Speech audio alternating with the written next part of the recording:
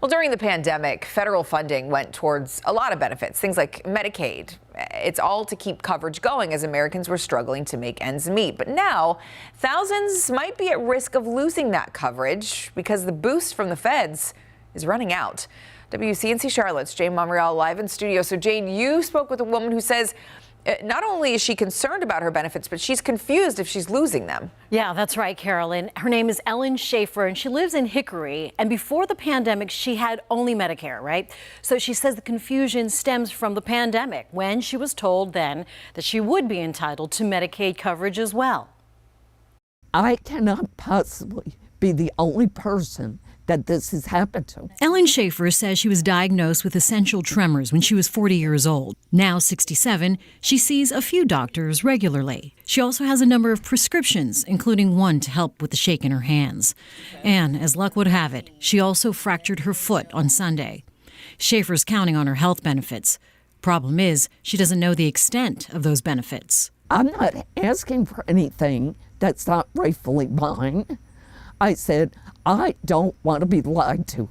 Don't lie to me.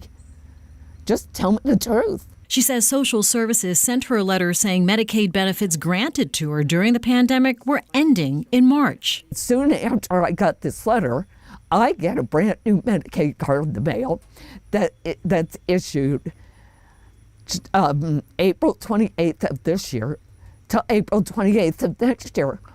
Why? If it's ending the end of March, why? She received subsequent letters saying she qualified, then she didn't qualify, then she needed to supply more information. I don't think the right hand knows what the left hand's doing. I don't think anything. And nobody will talk to me. Do you need Medicaid? It would be lovely. Of course it would. Of course it would. But you know what? When I lost it, I was fine. And I will be fine again. It's not that's not the point of all of this. I don't want to be lied to.